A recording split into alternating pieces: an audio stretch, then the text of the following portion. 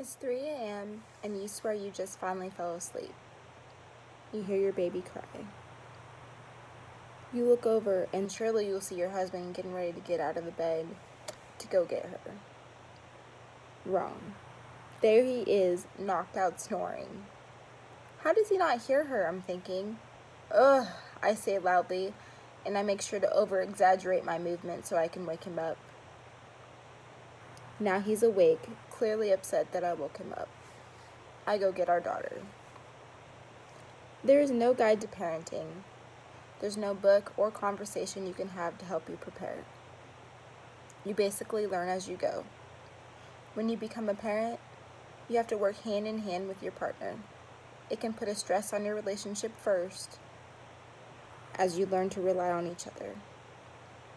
I'm a new parent to a 1-year-old daughter.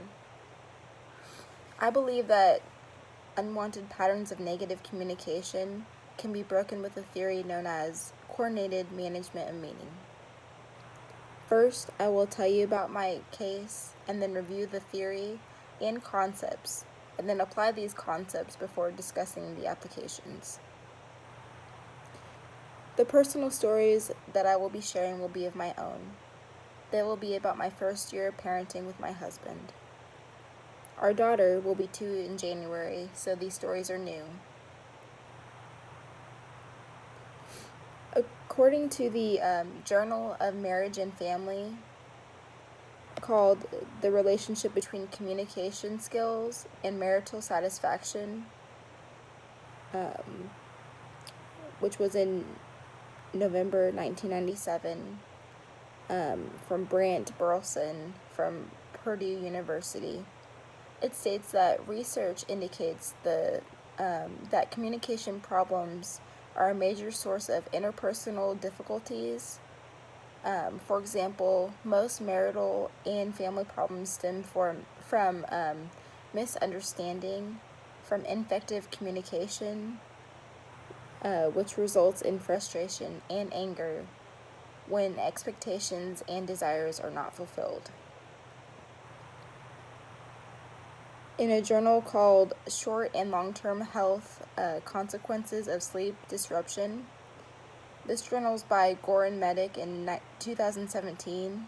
It says that for healthy adults, short-term consequences of sleep disruption include increased stress, pain, reduced quality of life, emotional distress, mood disorders, and cognitive, memory, and performance deficits. There are many highs as well as lows, mainly because of those sleepless nights. Those sleepless nights, I learned, could break you. On one particular night, my husband and I were sleeping. We were both extremely tired.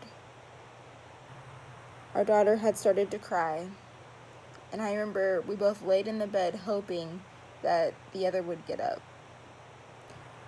I got up and said some not so nice words, which led to an argument.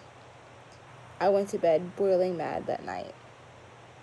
We were not communicating effectively at all. My question for this case is, do all new parents experience trouble with communication in the beginning of parenthood? Now that I've presented my case, let's talk about my chosen theory, coordinated management of meaning. Coordinated management of meaning is a person's in conversation co-constructing their own social realities. They're simultaneously shaped by the words that we create. There are 2 concepts in this theory. The first one is we get what we make. Pierce explains that if your patterns of interaction contain destructive accusations and reactive anger, you will most likely make a defensive relationship. The second concept is get the pattern right, create better outcomes. This is when you're being more mindful of the other person in the conversation. Now that I've told you about the theory, I will tell you 2 claims.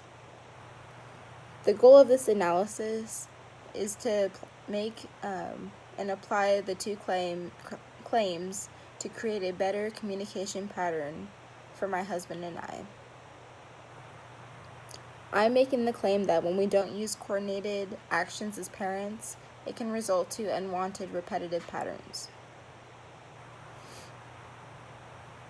My second claim is that you need dialogue with your partner to create better outcomes. In the Communication Studies journal called How Do You Like Forgiveness?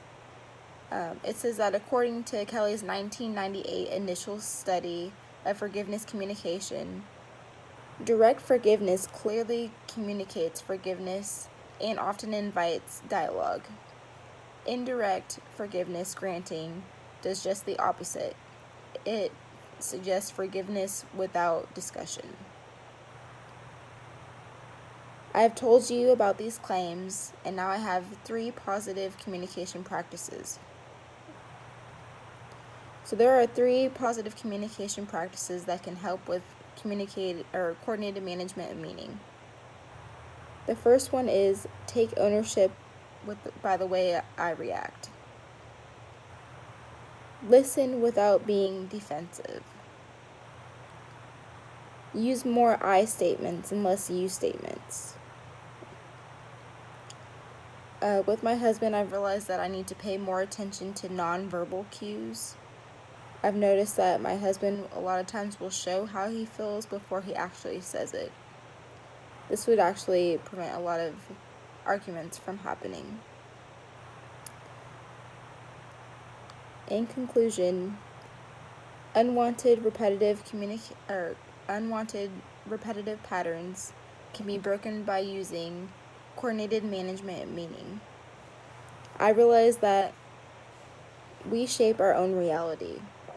And so by realizing that we can create better communication patterns by using active listening, I statements, paying more attention to nonverbal cues, this can make us communicate more effectively. Some nights we still barely get any sleep, but now it's easier now that we're teammates and we communicate our stressors with each other better.